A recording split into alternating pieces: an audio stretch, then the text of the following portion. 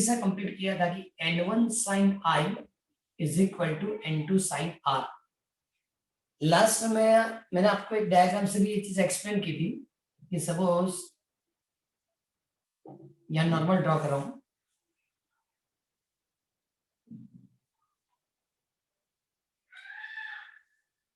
ये incident ray तो ये रिफ्रैक्टेड होगा, तो ये AB सरफेस से होने वाली रिफ्रैक्शन। सपोज C और D, ये n1 equal to 1, n2 equal to n, लेकिन सपोज सेकेंड सरफेस से रिफ्रैक्शन हम कंप्लीट करें। सेकेंड सरफेस मतलब इसको मैंने I लिखा, ठीक, क्या होगा R,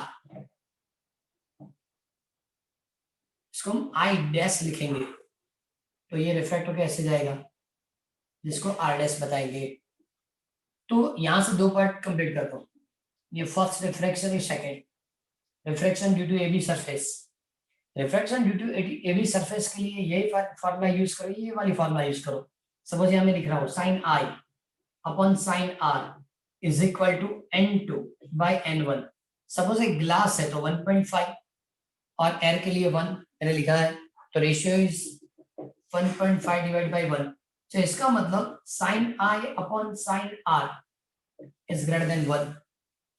इसका मतलब क्या हुआ कि sin I is greater then sin R, और वो देख सकते हैं sin I इज ग्रेटर, आगे लिखा तो I is greater than R। I की वैल्यू ज्यादा है with respect to R, okay.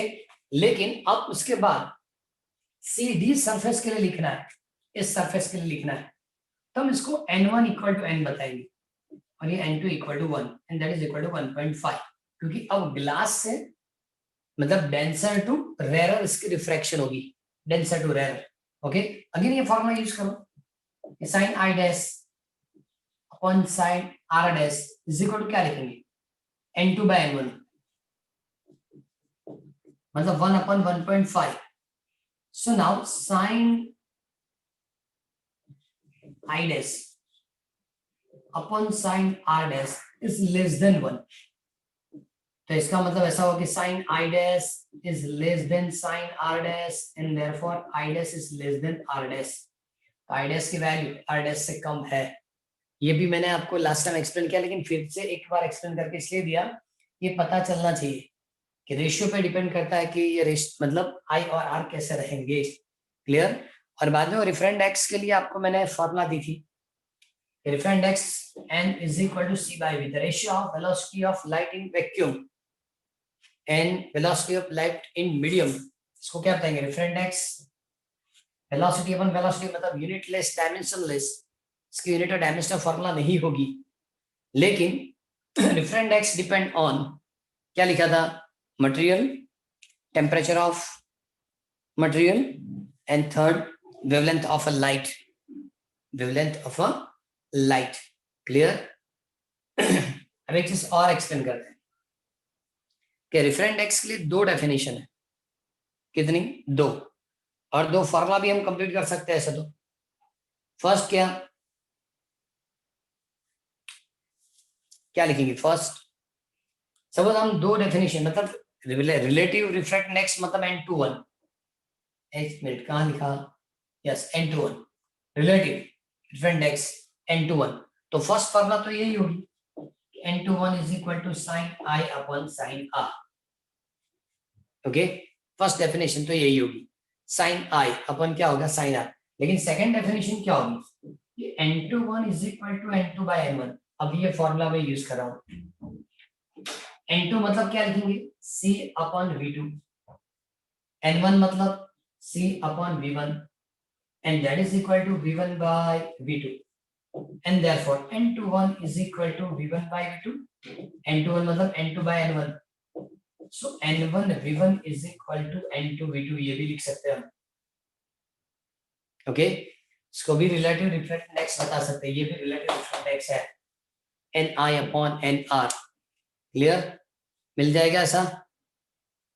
तो दो डेफिनेशन हुई, एक तो इससे हो जाएगा, सेकेंड वाली ये भी होगी, लेकिन इससे अच्छा ये आ तो n21 is equal to v1 by v2, okay. दो डेफिनेशन इस तरह की होगी। लेकिन और एक चीज जो एमसीक्यू के लिए काम में आएगा, तो इधर ही लिखते हैं।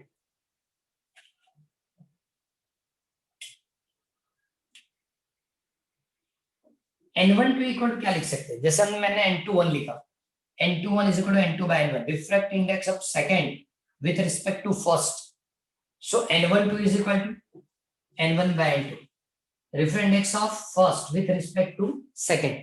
लेकिन इस रेशियो को ऐसे भी लिख सकते हैं 1/n2 by n1, and therefore n12 is equal to n12 is equal to n21।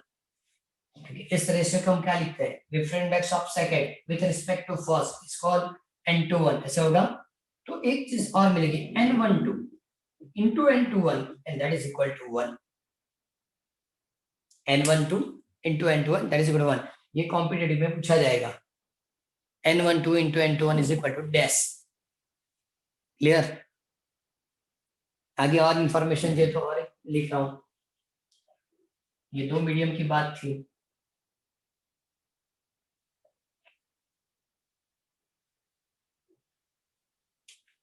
Suppose n32 is equal to n32 क्या लिखेंगे, तो ऐसे लिखना है n31 इंटू n12, ये कॉमन होना चाहिए तो ये मिल जाएगा, ये इससे मिल सकता है। क्लियर? n32 का मतलब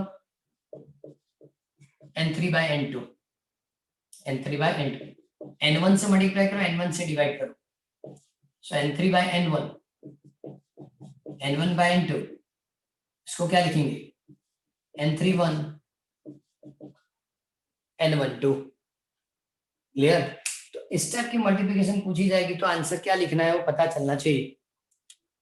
ओके चलो 5 1 n5 1 लिखना है, क्या बताएंगे इस टाइप की आखिर कौन सी ऑप्शन होनी चाहिए, n5 1,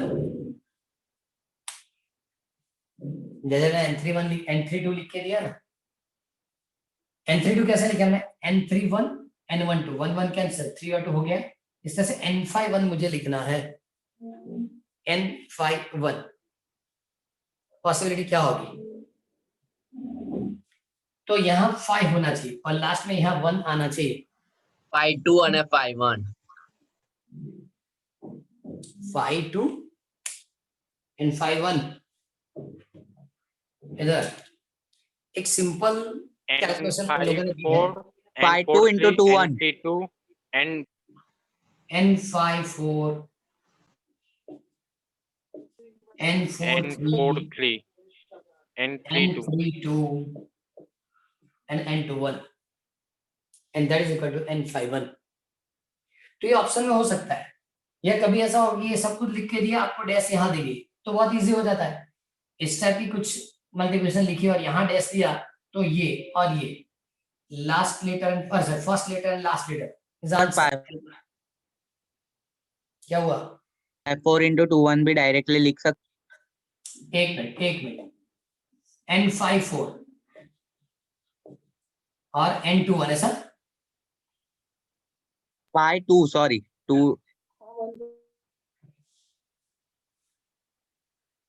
इस तरह से, यस सर, ये तो कॉमन है, मैं वही बता रहा हूँ कि जो आपको प्रॉपर्ली अरेंजमेंट करना सबसे पहले तो ये लिखना है n5 2 मतलब different index of 5 with respect to 2 n2 with 1, तो कैंसिल ही हो जाएगा। मैंने यही तो बताया कि फर्स्ट और लास्ट चॉइस करना है, कहाँ प्रॉपर्ली मिलता है फर्स्ट और लास्ट, वो आंसर, बीच में कुछ भी इसको लेफ्ट करो, मतलब मैंने पूरी सीक्वेंस बताई 5 4 4 3 3 2 1 2 1, ओके, तो ये भी पॉसिबल तो है ही, इसमें गलत कहाँ है, ये पॉसिबल है।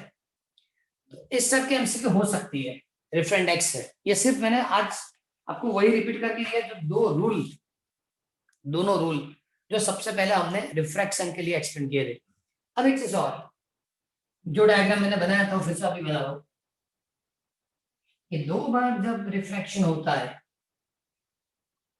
तब इंसिडेंट रे के लिए हम लेटरल शिफ्ट कैलकुलेट कर सकते हैं।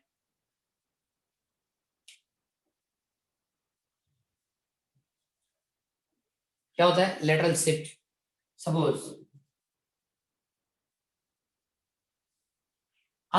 एक ब्लॉक नहीं होता तो इस तरह से सीधा निकल जाता है, ये incident ray, angle of incident I करके लिख सकते हैं। ओके, इसको P2Q भी लिख सकते हैं, P2Q। अब सपोज मान ये रिफ्रैक्ट हुआ, तो इसका मतलब इस डायरेक्शन में जाएगा।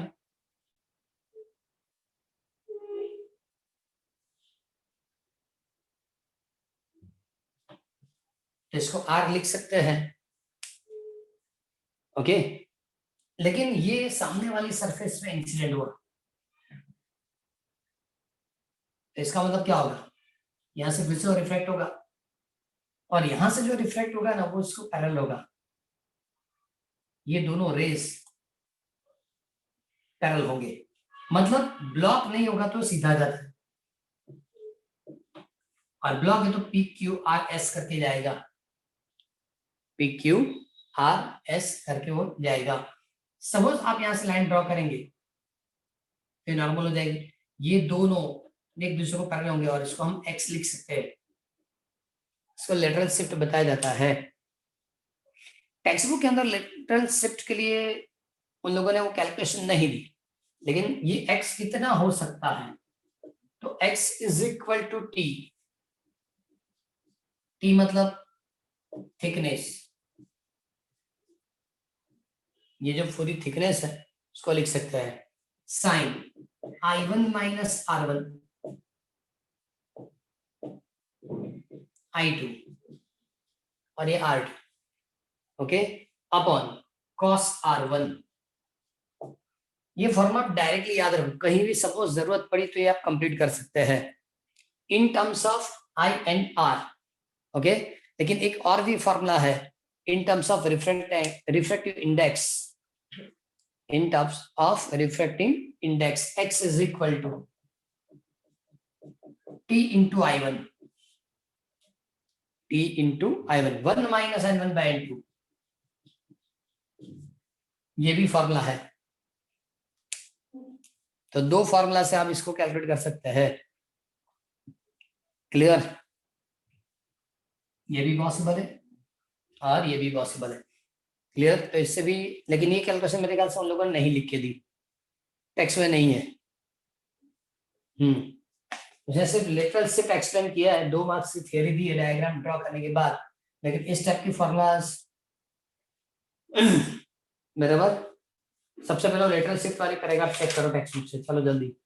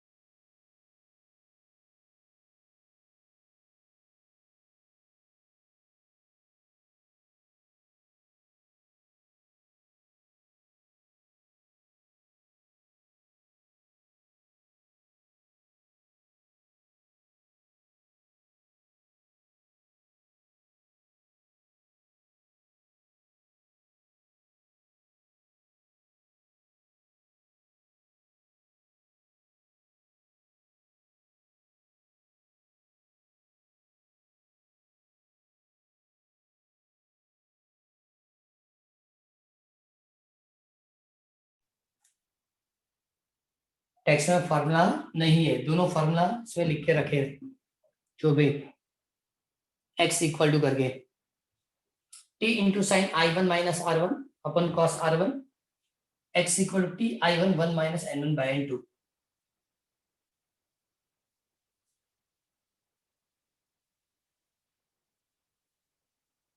हो गया कंप्लीट?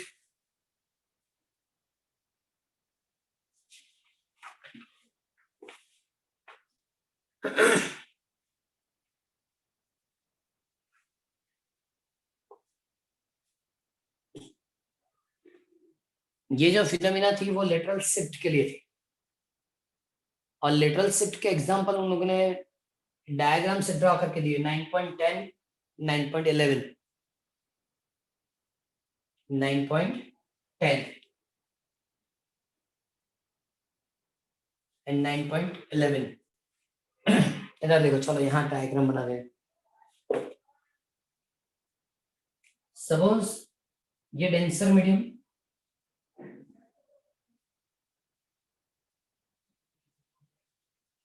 यहाँ एक ऑब्जेक्ट रखेंगे, इस ऑब्जेक्ट की जो हाइट है HO, रियल हाइट इसको बताया जाएगा, ओके। लेकिन यहां से जो भी रेज निकलेंगे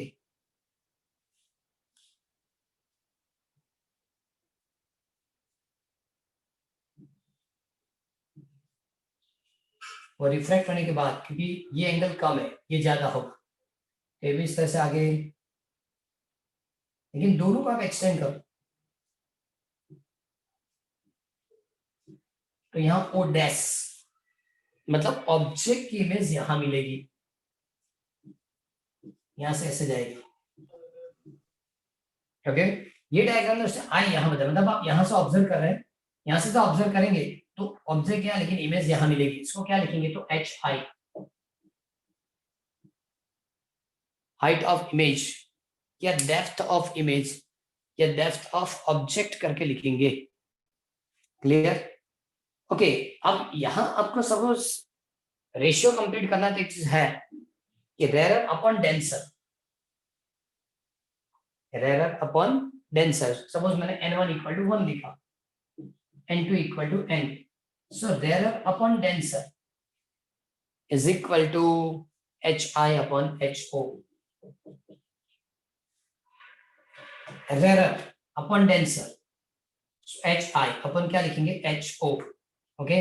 अब यहाँ कैलकुलेट करेंगे तो ये 1 है, इसके लिए n है, HI upon HO and therefore n is equal to HO upon HI। जब ये रेज, ओके, कहाँ जाता है, denser to rarer, denser to rarer, okay. तब rarer to, sorry, denser to rarer जाएगा तो n is equal to HO upon HI। इसका मतलब डेंसर मीडियम के अंदर आप ऑब्जर्वेशन बाहर से कर रहे हैं, आपको ऑब्जेक्ट कब दिखेगी, यहां से जो रेज निकलते हुए आप तक पहुंचते तब तक, वरना ये दिखाई नहीं देगा, क्लियर? तो आपकी ऑब्जर्वेशन रेरर टू डेंसर, लेकिन लाइट की रेज डेंसर टू रेरर जाएगी, और इसलिए n equal to HO upon HI। Suppose ऐसा है कि पानी के अंदर से आप बाहर ऑब्जर्व कर रहे हैं, जब आप स्विमिंग पूल में पानी के अंदर से आपकी ऑब्जर्वेशन बाहर हो रही है, ओके, तब ऑब्जेक्ट बाहर है और इमेज कहाँ मिलने वाली, अंदर से देखेंगे तो भी डायग्राम ड्रॉ करके दे रहा हूँ, चलो। टेक्स्ट में मेरे ख्याल से डायग्राम नहीं है, ये डायग्राम टेक्स्ट में नहीं दिया, उन लोगों ने जो दिया वही डायग्राम है कि आप रेरर टू डेंसर ऑब्जर्वेशन करेंगे और light rays denser to rarer जाएगी।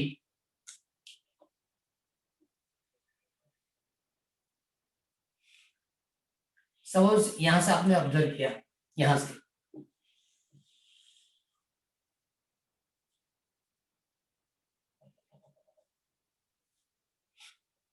तो ये होगा HO और यहां तक मिलेगा टोटल वो HI। इसका मतलब क्या हुआ कि इंसिडेंट, और ये तो मैंने सीधा ड्रा किया नहीं, यस, ये वाला पूरा एंगल। इसका मतलब क्या हुआ कि सपोज आप स्विमिंग पूल के अंदर, मतलब डेंसर से रेरर में ऑब्जर्वेशन कर रहे हैं, डेंसर से ऑब्जर्वेशन कहाँ कर रहे हैं, रेरर के अंदर, तो ऑब्जेक्ट यहाँ होगी लेकिन आपको दिखाई यहाँ देगी, ऑब्जेक्ट यहाँ होगी लेकिन दिखाई कहाँ देगी, ऊपर की ओर। तब HO कम होता है, HI की वैल्यू ज्यादा होती है, एंड तब जाके रिफरेंस जब लिखना है तो HI upon HO, reference n is equal to क्या लिखेंगे, HI अपॉन HO। कब, जब ऑब्जर्वेशन डेंसर टू रेरर होती है, और यहाँ ऑब्जर्वेशन रेरर टू डेंसर है, और तब जाके n is equal to H O upon H I. Clear? क्योंकि ये वाली डायग्राम नहीं है। ऐसा याद रखो कि सपोज अंदर किसी रिवर या तालाब के अंदर जो भी फीस है वो आपको ऑब्जर्व करेगी तो क्या दिखाई देगा, आप यहाँ होंगे लेकिन उसको ऊपर दिखाई देंगे। उसको कहाँ दिखाई देंगे? ऊपर। ओके, तो यहाँ n is equal to H I by H, और यहाँ n is equal to H O upon H I. इस फिनोमिना से उन लोगों ने वो चीज बताई कि सनसेट और सनराइज जब होता है, ओके, तो नॉर्मली वो उसके टाइम से ज्यादा तक, मतलब एज फॉर एग्जाम्पल सनराइज होगा, उसकी जो एग्जैक्ट टाइमिंग है उससे पहले से वो सन की इमेज दिखना शुरू हो जाती है, और सनसेट होने के बाद भी थोड़े बहुत टाइमिंग के लिए उसकी इमेज दिखती है। ऐसा क्यों होता है? तो उन लोगों ने भी वही बताया कि वो डायग्राम टेक्स्ट में 9.11 ड्रॉ करके दिया है, देखो कि अर्थ के अराउंड जो एटमॉस्फेयर है, ओके, ऊपर रेयर, यहां तक जाएंगे तो डेंस है। उन लोगों ने बताया कि ये जो लाइन है हॉरिजॉन से ऊपर आना मतलब सनराइज, नीचे है तो सन सेट। तो उन लोगों ने इसके लिए ऐसे डाउन कर, मतलब ये कव करने के बाद सीधा ड्रॉ किया ये ऊपर, और यहाँ भी इस तरह से स्ट्रेट लाइन क्रॉस करनी डायमेंशन के हिसाब से। तो उन्होंने क्या बताया कि सनसेट होता है उसके बाद भी ये इमेज हमको दिखती है। समझ, सनराइज होते हैं इमेज, मतलब सन यहाँ है तो हमको इमेज पहले से दिखाई देने लगती। सनसेट हो जाएगा, एक्चुअली सनसेट होगा, फिर भी आपको इमेज दिखाई देगी। उन लोगों ने इसकी कैलकुलेशन के लिए चेक किया कि डिफरेंस क्या आता है, ये डिफरेंस क्यों होता है। तो उन लोगों ने वही बताया कि एटमॉस्फेयर जो है उसकी रिफ्रेंडेक्स प्रॉपर नहीं होती, अनइवन होती है, और वहां से जब सनलाइट पास होती है तो ये चीज हमको दिखाई देती है। ओके, तो उन लोगों ने इसकी ऑब्जर्वेशन की कि ये जो लाइनिंग है उसके बीच जो शिफ्टिंग, मतलब लेटरल शिफ्ट, वो लेटरल शिफ्ट इसको नहीं बता सकते, ये तो एंगल के तौर पे। तो उन लोगों ने बताया कि एंगुलर शिफ्ट जो होगी वो कितनी होगी, तो लिखा angular shift is 0.5 degree. Okay, हम एटमॉस्फेयर के लिए रिफ्रेंडेक्स 1 बताते, लेकिन एग्जैक्टली लिखना है तो 1.00029, 1.000 क्या होता है 29। अब देखो 180 डिग्री रोटेट होना है, 180 डिग्री रोटेशन कंप्लीट करना है, तो कितना टाइमिंग लगता है अर्थ को? 180 डिग्री रोटेट होने के लिए अर्थ को कितना टाइम लगेगा? 24 hours. 360 के लिए कितने दिन लगेंगे? 12 आवर्स लगे 12 आवर्स 180 डिग्री के लिए 12 आवर्स, 360 के लिए 24 आवर्स। सपोज आपको प्रॉब्लम होता है 360 से भी कैलकुलेट, 360 डिग्री तो 24 इंटू 12, सॉरी 24 इंटू 60 मिनट्स में कन्वर्ट कर रहा हूँ इसके। ओके, तो 0.5 के लिए कितना होगा? तो T is equal to 24 into 60 into 0.5 divide by 360, ये कैलकुलेट कर सकते हैं। उन लोगों ने कैलकुलेट करके दिया है कि डिफरेंस 2 मिनट्स होता है, 2 मिनट्स। ओके, तो उसने कंप्लीट करके दिया 2 मिनट्स डिफरेंस होने का मतलब ऐसा हुआ कि जो भी विजन लाइन के ऊपर सन आना मतलब सनराइज हुआ, लेकिन सनराइज के एक्चुअल टाइम के पहले 2 मिनट पहले से आपको सनराइज दिखता है, और सनसेट हो जाने के बाद भी 2 मिनट तक हॉरिजॉन के ऊपर तक वो सन दिखता है। वो ड्यू टू अनइवन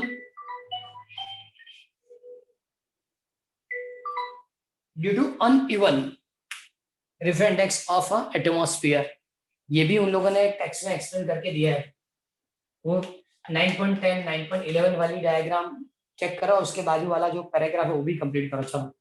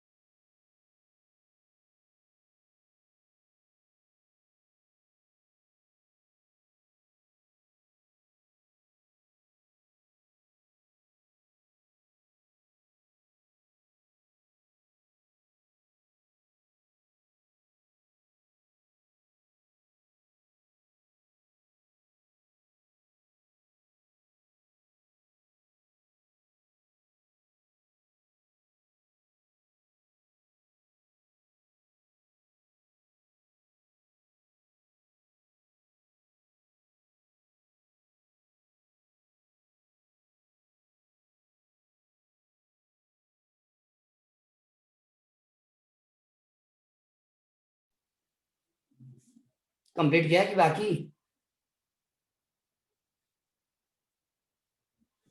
हो गया सर। आराम में बैठ गए सभी लोग, आराम से, कुछ बोलता ही नहीं कोई। अच्छा आ गया सर, साइलेंट हो गए। सर कंप्लीट है।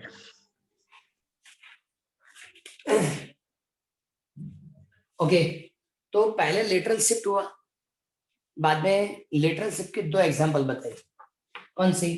कि आप रेरर टू डेंसर ऑब्जर्व करेंगे, आप रेरर टू डेंसर, मेरा सेंटेंस सुनो पता चलेगा। आप रेरर टू डेंसर ऑब्जर्व करेंगे so N equal to H upon H I, लेकिन आप डेंसर से रेरर में ऑब्जर्वेशन करेंगे तो N equal to H I upon H O, height of image upon height of object, ये ज्यादा होगा ये कम होगा। ओके, फर्स्ट ये बताया। सेकंड ऐसा बताया कि जो हरिद्वार है उससे मतलब सनसेट सनराइज जो होता है उसके एक्चुअल टाइम से ज्यादा टाइम तक दिखता है, मतलब सनराइज जल्दी दिखेगा, सनसेट मतलब हो जाने के बाद भी दिखाई, ऐसा क्यों?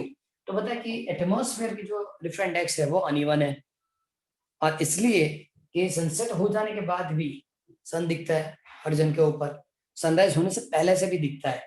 ओके, तो उन्होंने बताया कि ये जो एंगुलर शिफ्ट है, एंगुलर शिफ्ट 0.5 डिग्री, 0.5 तो लिखा है 360 के लिए 24 आवर। ओके, तो 0.5 के लिए कितना आप कैलकुलेट करेंगे तो आंसर कितना होगा? 2 मिनट आंसर आता है, 2 मिनट। और 2 मिनट आंसर होता है, इसका मतलब एक्चुअल टाइम से 2 मिनट ज्यादा तक सनसेट दिखेगा, सनराइज 2 मिनट जल्दी दिखेगा। ओके, ये लेटरल शिफ्ट तक हो गया। इसका मतलब पहले हमने रिफ्लेक्शन पढ़ा था, रिफ्लेक्शन पढ़ने के बाद वो साइन कन्वेक्शन पढ़ाया था, साइन कन्वेक्शन के बाद डिफरेंट डेफिनेशंस ली थी, उस डेफिनेशन के बाद F is equal to R by two, relation between focal length and radius of curvature, बाद में मिरर फॉर्मूला हुई, और बाद में मैग्निफिकेशन हुआ था, M is equal to minus V by U. ये पूरा पोर्शन जो था वो रिफ्लेक्शन के लिए था, बाद में रिफ्रैक्शन स्टार्ट किया लास्ट लेक्चर से, वो 2 रूल बताए। ओके, दोनों रूल के बाद आज हम लोगों ने बताया कि 2 सरफेस से रिफ्रैक्शन होना मतलब लेटरल शिफ्ट होगा, और लेटरल शिफ्ट के एग्जांपल हुए, पहले reflection, then refraction, again reflection, जिसको टोटल इंटरनल रिफ्लेक्शन बताया, जिसको क्या बताया उसने? Total internal reflection. क्योंकि रिफ्रैक्शन की लिमिट्स होती है, लिमिट आती है ना, उसके बाद टोटल इंटरनल रिफ्लेक्शन स्टार्ट होगा।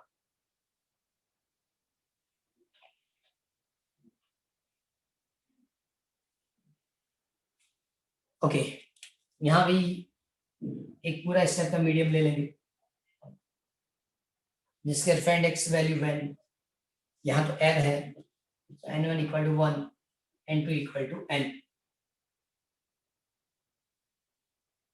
सपोज यहाँ मैंने एक सोर्स या ओरिजिन रखा, ओके, जिसको A करके लिखा, यहां से जो लाइट रेस पास होगा और सीधा रिफ्रैक्ट होने पे सीधा बाहर निकल जाएगा। ओके, उन लोगों ने ये O करके लिख सकते हैं डायरेक्टली, इस तरह से बाहर हो जाएगा विदाउट रिफ्रैक्ट। ओके, अब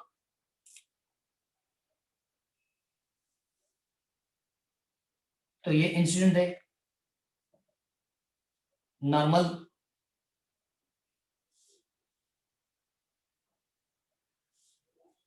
एक मिनट ज्यादा रिफ्लेक्ट हो गया, इसको O1 करके लिखेंगे। लेकिन उन लोगों ने बताया कि स्टेट के सरफेस के ऊपर रिफ्रैक्शन होता है, लेकिन पार्शियली रिफ्लेक्ट भी होता है। ये दोनों एंगल इक्वल होंगे, पार्शियली क्या होगा? रिफ्लेक्ट भी होगा,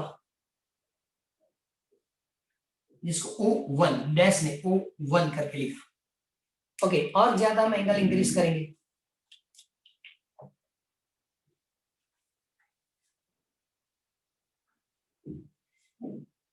तो और ज्यादा इधर तक जाएगा,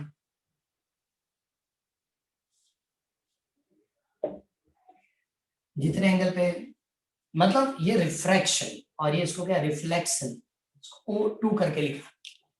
ओके, ये वाली रेज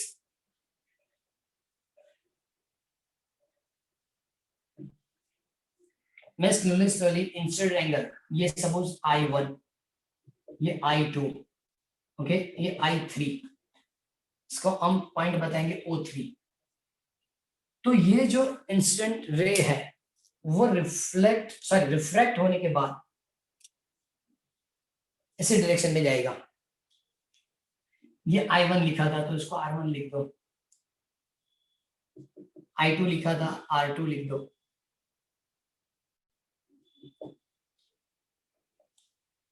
I3 लिखा था इसको R3 लिख दो, लेकिन R3 इज इक्वल टू 90। तो जिस इंसिडेंट एंगल के लिए refracted ray parallel to the surface of medium, ये मीडियम के सरफेस को पैरेलल हो जाएगा, इसका मतलब यहां से नहीं दिखेगा, यहाँ कुछ नहीं दिखने वाला। देखो पहले ये लाइट बाहर निकली, मतलब यहाँ ऑब्जेक्ट की इमेज दिखेगी, यहाँ ऑब्जेक्ट की इमेज दिखेगी, यहाँ से ऑब्जेक्ट की इमेज दिखेगी, लेकिन यहाँ से तो ये पैरेलल हो गया, तो इधर खड़ा होने जो भी पर्सन है वो ऑब्जर्व नहीं कर पाएगा, इस सोर्स को ऑब्जर्व नहीं कर पाएगा। ओके, तो उन्होंने कहा कि जिस इंसिडेंट एंगल के लिए रिफ्रैक्टेड एंगल 90, इसको क्रिटिकल एंगल बताया जाएगा। मतलब I3 को हम IC लिखते हैं, इसको क्या लिखा जाएगा? Critical angle IC। पता चला? जिस इंसिडेंट एंगल के लिए रिफ्रैक्टेड एंगल 90, तो उसको क्या बताएंगे? Critical angle. ओके, अब क्रिटिकल एंगल से ज्यादा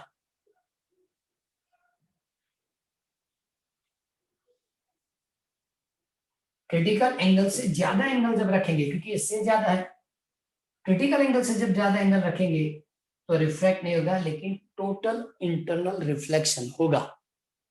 ओके, ये जो एंगल है इसको लिखेंगे I4, सपोज O4 करके, तो ये angle I4 is greater then IC या I3। मतलब क्रिटिकल एंगल से ज्यादा इंसिडेंट एंगल होगा तो टोटल इंटरनल रिफ्लेक्शन होगा, रिफ्रैक्ट नहीं होगा, ओनली रिफ्लेक्ट होगा। क्लियर? तो उन लोगों ने इस पॉइंट के लिए O3 पॉइंट के लिए स्नेल रूल वाला इक्वेशन यूज किया। क्या लिखेंगे? तो N1 sin I3 is equal to, addition दिया, साइलेंट करो microphone. N1 sin I3 is equal to sin R3। Clear? N1 equal to 1, N equal to क्या लिखेंगे? 1, N2 equal to N, यहाँ N1 लिखना पड़ेगा और यहाँ N2 equal to 1 लिखना पड़ेगा, क्योंकि डेंसर टू रेयर का रिफ्रैक्शन हो रहा है, तो इसको हम N लिखेंगे। N sin I3 की जगह क्या लिखेंगे? IC से लिखेंगे वो एंगल, ऐसी इंसिडेंट एंगल है जिसके लिए रिफ्रैक्टेड एंगल 90 मिलता है। N2 equal to 1, sin R3 मतलब 90, so N sin IC is equal to 1 and therefore sin IC is equal to 1 by N। मतलब सपोज आप मीडियम के लिए रिफरेंट जानते हैं तो आपको क्रिटिकल एंगल मिलेगा, और सपोज आप क्रिटिकल एंगल जानते हैं तो आपको रिफरेंट एक्स मिलेगा। क्लियर? एक चीज और भी है कि सपोज ज्यादा आप रिफरेंट एक्स रखेंगे तो क्रिटिकल एंगल की वैल्यू क्या मिलेगी? कम मिलेगी। ज्यादा रिफरेंट एक्स है, क्रिटिकल एंगल क्या होगा? कम। और जितना क्रिटिकल एंगल कम होता है तो इतना फायदा क्या होता है? इतनी टोटल इंटर रिफ्लेक्शन जल्दी हो जाती है। सपोज ये वैल्यू कम है, क्रिटिकल एंगल की वैल्यू कम है, तो इससे ज्यादा जितने भी इंसिडेंट एंगल है सबके लिए टोटल इंटर रिफ्लेक्शन मिलेगा। क्लियर? टेक्स्ट में उन लोगों ने आपको 2 पॉइंट्स लिख के दिए हैं। सबसे पहले तो टोटल इंटर रिफ्लेक्शन कब होगा, तो सबसे पहले कि इंसिडेंट एंगल क्रिटिकल एंगल से ज्यादा होना चाहिए। सेकेंड पॉइंट लिख के दिया होगा, नहीं तो याद रखना कि जो लाइट रेज है वो डेंसर टू रेयर जाएगी तब जाके टोटल इंटर रिफ्लेक्शन होगा। Light rays denser to rare की ओर रिफ्लेक्ट होता है, डेंसर टू रेयर, तब टोटल इंटर रिफ्लेक्शन मिलता है। और टेक्स्ट बुक के अंदर वो टेबल ड्रॉ करके दिया होगा जिसके अंदर आपको डिफरेंट 3 या 4 उसके लिए रिफरेंट एक्स भी दिया है और क्रिटिकल एंगल भी दिया है। एक चीज याद रखो, जैसे जैसे रिफरेंट एक्स इंक्रीज होता है, चेक करो डायमंड के लिए सबसे ज्यादा 2.42 दिया, जैसे जैसे आपकी एन की वैल्यू इंक्रीज होती है क्रिटिकल एंगल डिक्रीज होगा। क्रिटिकल एंगल कितना है इसका 24.41, 2.42 रिफरेंट एक्स और क्रिटिकल एंगल 24.41 डिग्री है। हाँ एक बार उसने ये कॉम्पिटिटर मैंने कहीं चेक किया कि ये डिग्री मिनट्स में लिख के दिया, डिग्री मिनट्स में क्या हो गए 24 degree, sorry 24.41 degree, degree minutes में आंसर क्या होगी इसकी?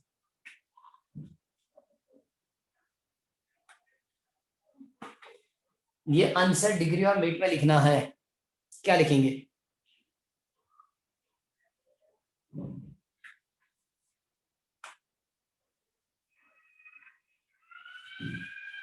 No idea?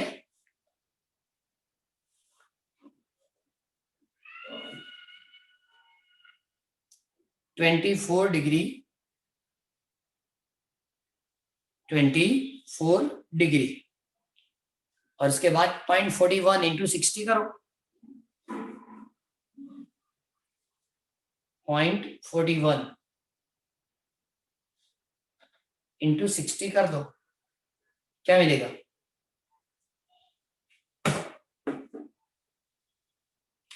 इसको लिख सकते हैं 24 डिग्री एंड 24 मिनट्स, ऐसे तो 24.6 मिनट आता है, लेकिन इसको लेफ्ट करो, इसका मतलब दो आंसर पॉसिबल है, 24 डिग्री 24 मिनट, 24 डिग्री 25 मिनट में, लेकिन 5 या 5 से ज्यादा है तो आगे ऐड करेंगे, तो ये दोनों ऑप्शन में से कोई भी राइट लिख सकते हैं। ये पूरा डिग्री में है, ये डिग्री मिनट्स में है। क्लियर? टोटल इंटर रिफ्लेक्शन वाली थ्योरी पढ़ो, टेक्स्ट बुक से पढ़ो, टेबल के ऊपर तक जो लिख के दिया वो कंप्लीट करो।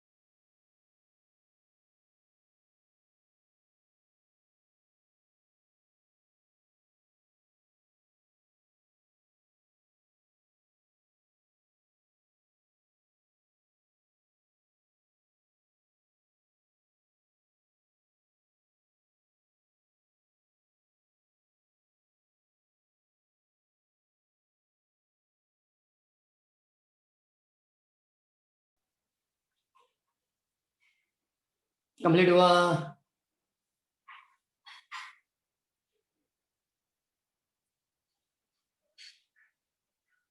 बाकी complete.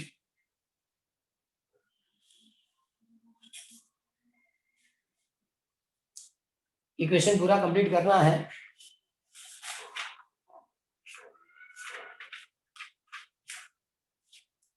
Total inter reflection text में उसके बाद एक एक्सपेरिमेंट दिया है। टोटल इंटर रिफ्लेक्शन एक्सप्लेन करने के लिए उन लोगों ने वो 3 डायग्राम बनाए हैं। इसमें बताया किसी कंटेनर के अंदर आप पानी फिलअप करो और पानी फिलअप करने के बाद इसमें डिटर्जेंट ऐड कर दो, मतलब वो ट्रांसपेरेंसी जो होनी चाहिए वो प्रॉपर नहीं दिखेगी, पूरा ब्लड हो जाएगा, मतलब क्लियर ट्रांसपेरेंट वो वाटर नहीं दिखेगा। और उसके बाद जब आप लेजर लाइट रखेंगे तो लेजर लाइट की जो पाथ है स्ट्रेट पाथ होती है, तो उससे आपको पता चलेगा। सबसे पहले तो उन लोगों ने कंटेनर में इस तरह से बताया, से पानी ऊपर तक फिलअप किया है। ओके, तो ये इंसिडेंट रे जितने एंगल पे इंसिडेंट हुआ उतने ही एंगल पे सबसे पहले तो पार्शियली रिफ्लेक्ट भी होगा और यहाँ रिफ्रैक्ट होगा, मतलब लाइट इस तरह से जाएगी इधर जाएगी, लेकिन यहाँ थोड़ी बहुत लाइट भी दिखेगी, पार्शियली और रिफ्लेक्ट भी होता है। ओके, लेकिन सपोज मैंने स्लोली ये लाइट इस डायरेक्शन में मूव करना शुरू कर दी, इसका मतलब इंसिडेंट एंगल इंक्रीज हो जाएगा। ये ऐसे आके इंक्रीज करेंगे और यहां तक गया, तो ये इंसिडेंट एंगल लिक्विड की क्रिटिकल एंगल से ज्यादा है। ये एंगल क्रिटिकल एंगल से ज्यादा, मतलब ये रिफ्रैक्ट नहीं होगा, ओनली टोटल इंटरनल रिफ्लेक्शन ही होगा, टोटल इंटरनल रिफ्लेक्शन होगा। उन्होंने बताया कि सपोज आप टेस्ट ट्यूब की तरह लीनियर से कंटेनर में फिलअप करेंगे और सपोज एंगल कुछ इस तरह से रखेंगे, इसका टोटल इंटरनल रिफ्लेक्शन होना चाहिए, तो इस तरह से लाइट आगे जाएगी। मतलब अब यहां से लाइट एंटर करेगा ऊपर, यहाँ बाहर की और लाइट दिखेगी। क्लियर? तो डिपेंड किस में है, सपोज आपने इंसिडेंट एंगल स्लोली इंक्रीज किया है, वो क्रिटिकल एंगल से ज्यादा हो गया, तो रिफ्रैक्शन की जगह टोटल इंटरनल रिफ्लेक्शन होगा। ये पूरा एक्सपेरिमेंट उन लोगों ने डायग्राम ड्रॉ करके दिया है और डायग्राम से एक्सप्लेन करके दिया। क्लियर? और उसके बाद use of total internal reflection उन लोगों ने एक्सप्लेन करके दिया है। Use of total internal reflection में 2-3 एक्सप्लेन करते नॉर्मली है। एक तो मिराज वाली फिनोमिना जो आप जानते ही है, और सेकंड डायमंड, वो 2 आज कंप्लीट कर लेते हैं, बाद में बाकी सब नेक्स्ट में कंप्लीट करेंगे। पहले तो डायमंड वाला जो मैंने बताया वो अभी यहाँ लिख के रखा है मैंने कि डायमंड के लिए रिफरेंट एक्स होता है 2.42। रिफरेंट एक्स की वैल्यू ज्यादा है, इसका मतलब उसका क्रिटिकल एंगल बहुत कम आता है। क्रिटिकल एंगल की वैल्यू है 24.41 degree, less than 25 degree. Suppose diamond के ऊपर इंसिडेंट होने वाली जो भी लाइट है, सपोज 25 डिग्री पे इंसिडेंट होती है, I is equal to 25 degree, तो इसका मतलब उसका टोटल इंटर रिफ्लेक्शन होगा। ये एंगल बहुत कम है 25 डिग्री। 25 डिग्री पे जितनी भी लाइट इंसिडेंट होती है वो टोटल इंटर रिफ्लेक्शन होती रहेगी, और इसलिए डायमंड की शाइनिंग बाकी सब ग्लास से ज्यादा मिलती है। क्लियर? वो due to total inter reflection. ये आपको उन लोगों ने कंप्लीट करके दिया है कि उसके लिए रिफरेंट एक्स ज्यादा है और इसलिए क्रिटिकल एंगल कम मिलता है, और इससे किसी भी मतलब लाइट रेस जो इससे ज्यादा एंगल पे इंसिडेंट होगी, ये एंगल ही बहुत कम है, 25 से ज्यादा हुआ, इसका मतलब उसको टोटल इंटर रिफ्लेक्शन होता रहेगा, और इसलिए इसकी शाइनिंग आपको ज्यादा दिखती है। मेरे ख्याल से मिराज वाली जो फिनोमिना है वो तो 10th में भी थी। समर के अंदर ये ज्यादा दिखता है, समर में सनलाइट से लैंड की टेम्परेचर ज्यादा इंक्रीज होती है, और ज्यादा इंक्रीज होगी इसका मतलब कि लैंड वाली जो पोर्शन है वो ज्यादा टेम्परेचर वाली है। जैसे जैसे ऊपर जाएंगे इसके कांटेक्ट में जो एयर होगी उसकी टेम्परेचर ज्यादा होगी, लेकिन जैसे जैसे ऊपर जाएंगे टेम्परेचर कम होता जाएगा। इसका मतलब ये रेयर, और जैसे ऊपर जाएंगे वो डेंसर मीडियम होता जाएगा। सपोज इसके बीच में सपोज हमने यहाँ ऐसा कोई ट्री ड्रॉ करके रखा कि इस ट्रे से जो भी लाइट आती है वैसे जाएगी। क्यों? स्ट्रेट लाइन नहीं, तो ये डेंसर टू रेयर आती है और बाद में इससे ऊपर जाएगी रेयर टू डेंसर की ओर, क्योंकि यहाँ टेम्परेचर ज्यादा है और एयर की टेम्परेचर ज्यादा मतलब उसकी डेंसिटी कम, यहाँ टेम्परेचर कम है मतलब उसकी डेंसिटी ज्यादा, तो ये रेयर टू कहाँ है? डेंसर, और ये डेंसर टू कहाँ क्या रेयर, मतलब ऐसे टर्न होगा। तो यहाँ जो भी पर्सन है वो जब देखेगा तो इस तरह से देखेगा, तो आपको यहाँ इसकी इमेज दिखाई देगी। ओके, मतलब वो रिफ्लेक्टेड सरफेस नहीं है, फिर भी आपको यहाँ उसकी इमेज दिखती है। क्यों? टोटल इंटर रिफ्लेक्शन से होता है। क्लियर? स्ट्रेट लाइन नहीं होता, ये पहले डेंसर टू रेयर आएगा और रेयर टू डेंसर मतलब इतना ऊपर गया, यहाँ जो पर्सन है उसको यहाँ इसकी इमेज दिखाई देगी। ये तो सपोज रोड भी है और रोड होगा तो ब्लैक कलर का होगा, ज्यादा है वो मतलब सनलाइट की एनर्जी एब्जॉर्ब करेगा, तो वहां टेम्परेचर ज्यादा होगा तो ज्यादा रेयर होगा, तो उसको ज्यादा से ज्यादा अच्छी तरह से इमेज दिखाई देगी। ये फिनोमेना भी उन लोगों ने आपको फर्स्ट यूज के तौर पे लिख के दी है।